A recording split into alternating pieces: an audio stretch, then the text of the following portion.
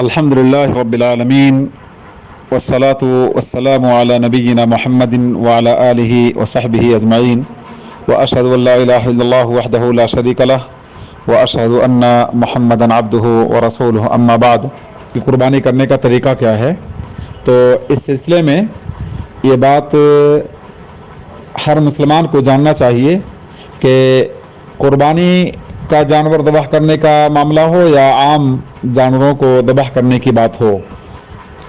تو اسلام نے جانور کو ذبح کرتے وقت بھی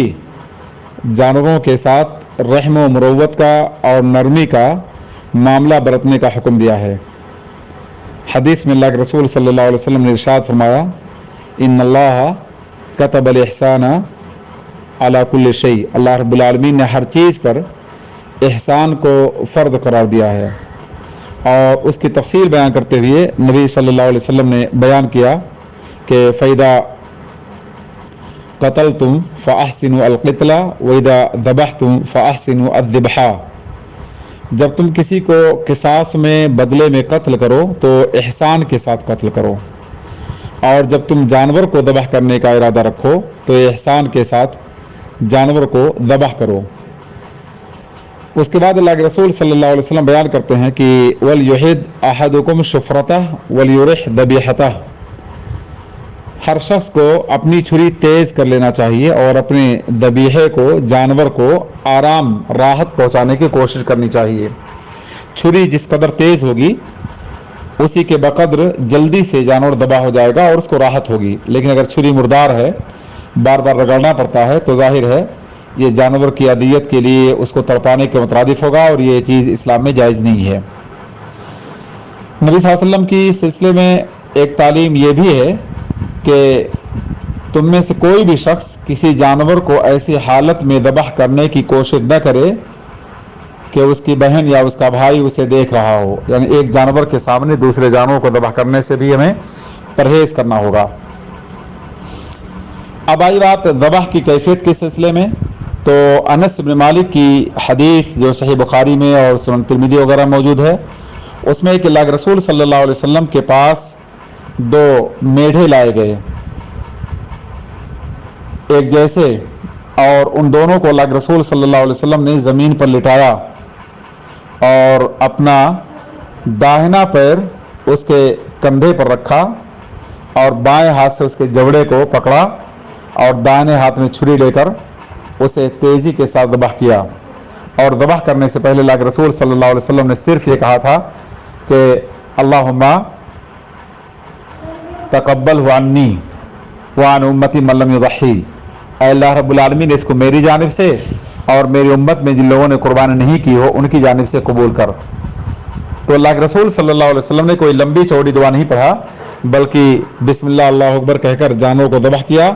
اور اس سے پہلے نیت کے لیے آپ نے کہا کہ اللہ اس کو قبول کر میری جانب سے، یا جس کی قربانی ہو اس کو ذکر کیا جائے، اس کا نام ذکر کیا جائے۔ تو یہی قربانی کی کیفیت اور طریقہ ہے، یعنی جانور کو زمین پر لٹایا جائے۔ سوال ہے کہ اس کو قبلہ رخ لٹایا جائے یا کسی بھی رخ لٹایا جانا صحیح ہے، بہر صورت جس میں بھی آسانی انسان کو زمین پر جانور کو لٹا کر وہ ذبح کر سکتا ہے، اور اگر قبلہ رخ لٹائے تو زیادہ مناسب بات شاید ہی ہے جس کو مفسرین نے ذکر کیا ہے۔ یہ بات رہی قربانی کرنے کی کیفیت اور طریقے کے تعلق سے۔ یہ بھی یاد رکھنا چاہیے کہ ہمارے ہاں بہت ساری جہالت پائی جاتی ہے اور جس کے نتیجے میں بدعت لوگ انجام دیتے ہیں۔ ہمارے ہاں بہت سے لوگ ایسے ہیں جو قربانی کا جانور ذبح کرنے سے پہلے اس کو پانی پلاتے ہیں، اس کے پیر کو دھلتے ہیں، اور بعض احمق لوگ اس کو وضو کرانے کا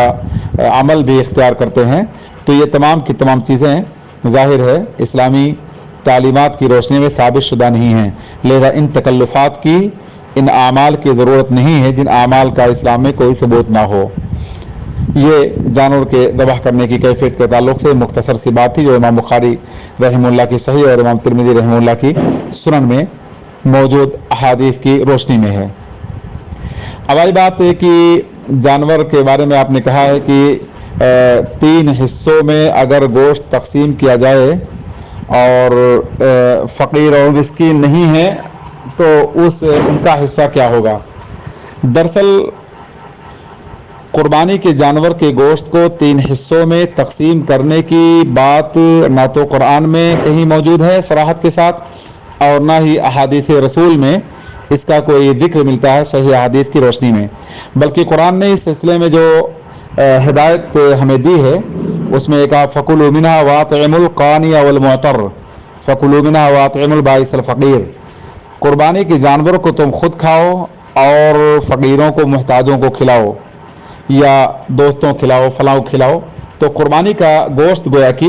यानी खाने और खिलाने से मुताल्लिक़ है। आप किसको खिलाएं, आप अपने पड़ोसियों को खिलाएं, रिश्तेदारों को खिलाएं, ख़ानदान के अफराद को खिलाएं और जो भी आपके नज़र में उसको आप खिलाएं, लेकिन कुर्बानी के गोश्त को 3 हिस्सों में तकसीम करके खिलाने का जिक्र ये न तो सहाबा की ज़िंदगी में मिलता है सही हदीस की रोशनी में और ना ही नबी सल्लल्लाहु अलैहि वसल्लम ने इसका कोई हुक्म दिया है। बल्कि अगर नबी सल्लल्लाहु अलैहि वसल्लम की ज़िंदगी में कुर्बानी के जानवरों के गोश्त को दलाइल की रूह से समझने की कोशिश की जाए तो बुखारी की रवायत के मुताबिक अल्लाह के रसूल सल्लल्लाहु अलैहि वसल्लम ने एक साल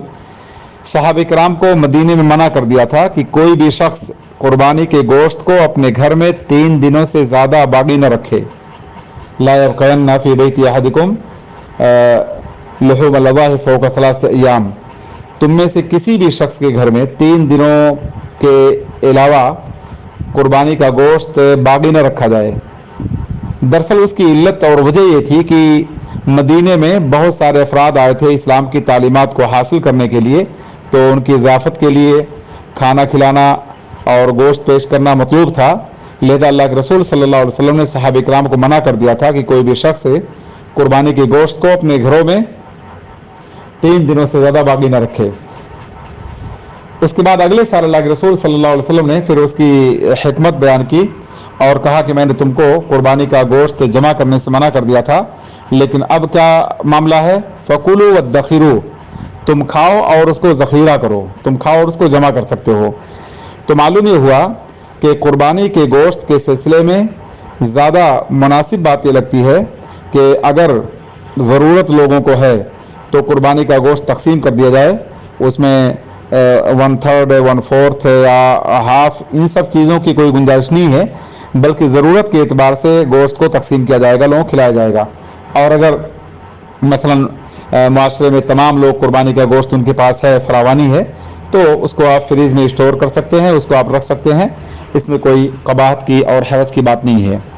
दरअसल कुछ मुफस्सिरीन ने आयत करीमा की तफसीर से कज़िया निकाला है कि